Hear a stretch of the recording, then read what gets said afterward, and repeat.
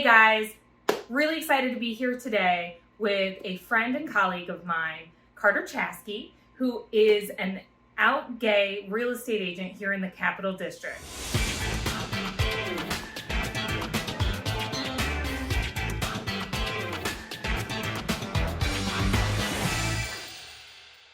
Carter, talk to me. How long have you been in real estate? I am in my 7th year of real estate. Holy crap, that went fast. You age a lot in 7 years. Yeah, right? So tell me about your experience when you first got into real estate and even up to today. What have been some of the challenges that you've run into being openly gay and being a licensed real estate agent here in the Capital District? Sure. So, 7 years ago when I started, it was a lot different. I was working with a lot more people that I didn't already know. So being a member of the LGBT community, I knew I was up against some challenges. Sometimes people wouldn't necessarily want to work with someone who was gay.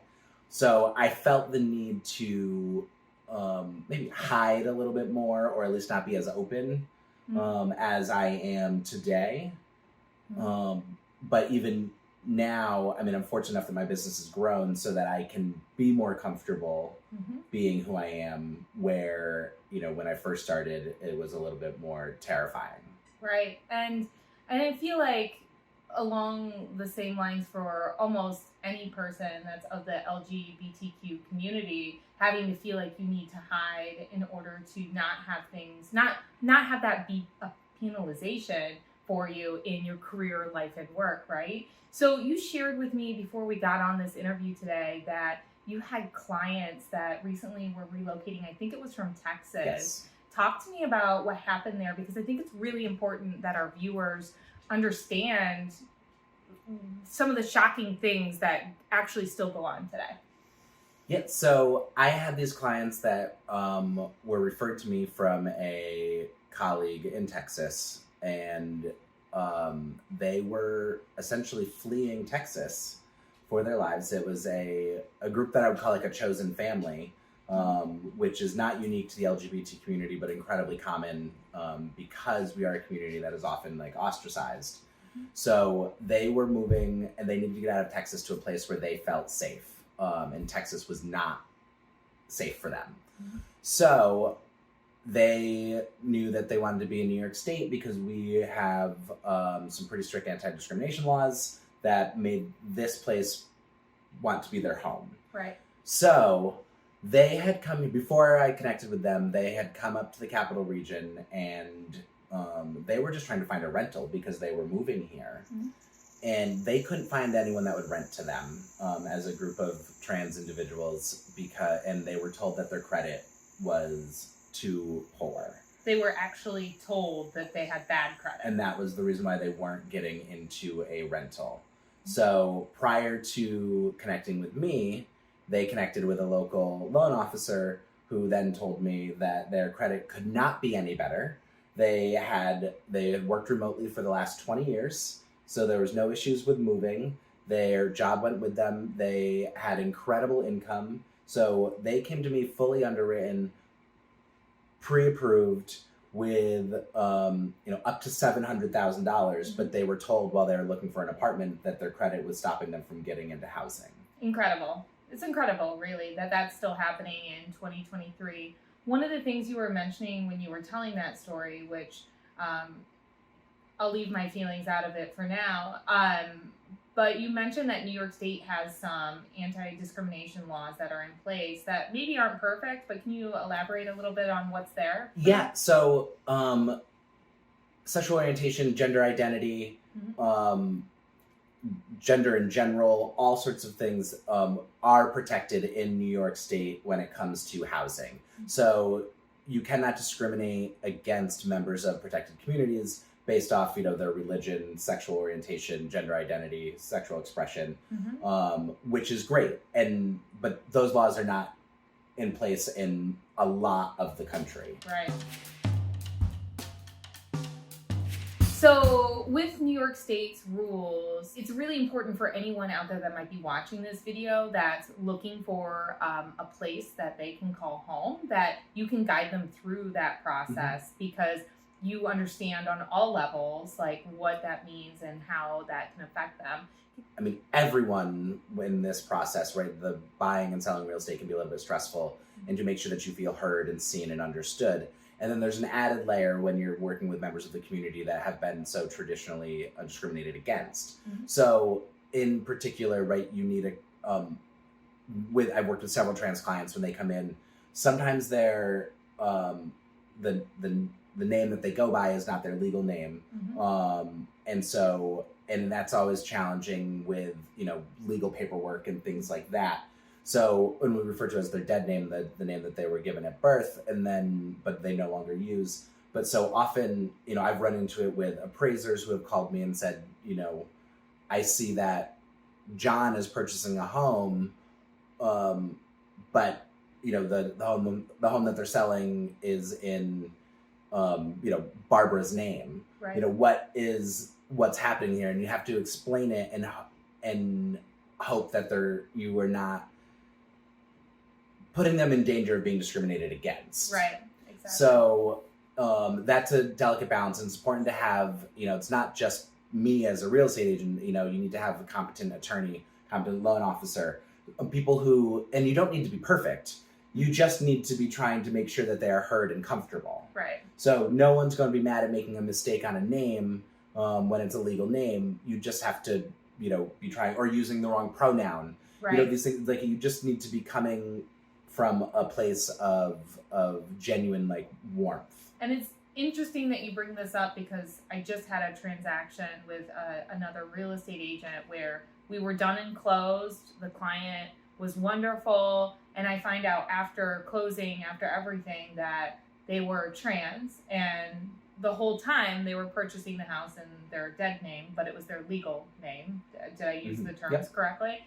And I just was so sad for them, because I wanted to, and I called them up after the transaction and used their new name. Would you call it a new name? Is that but use their name, and just making sure that they felt comfortable. Like, hey, I'm sorry that you didn't.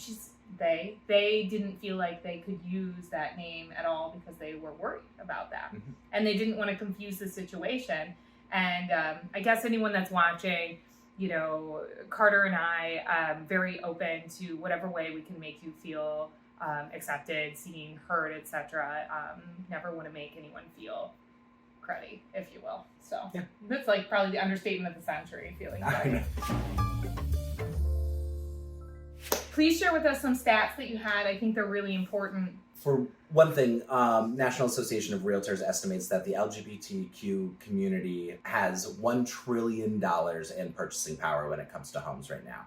However, that purchasing power has not been unlocked yet. The LGBTQ home ownership rate is 49.8%, and the national average for the entire population is 65.8%. That's a crazy difference. Yeah, so it's 16% difference. And again, that's with that, the estimates are that the LGBT community has $1 trillion in purchasing power. So if we were able to unlock that total purchasing power, it would just mean so much for these people who are trying to do what everyone else is doing, right? Yeah, Building generational wealth, build generational wealth, live their lives, have stable housing. It is so hard to do anything. Get a new job, keep a job, if you do not have stable housing. And like I said, there's parts of this country where you can be evicted for being gay or for being trans, right? Or for, just not presenting in a way that your landlord likes. Right. So it is really, really important that, we fix this on a systemic level. However, in the meantime, there are places throughout the country that are incredibly welcoming. New York State being one of them. And New York is far from perfect. It's far from perfect. But what a lot of people think of is, when you say New York, they just think of New York City. And the state is so diverse in so many different ways, whether it's, rural, the heart of Manhattan, we can, there's a place for everyone here, and where your government isn't trying to restrict everything that you do. Right, exactly. I probably want to elaborate a little bit on the challenges that I face. And so I'm incredibly fortunate.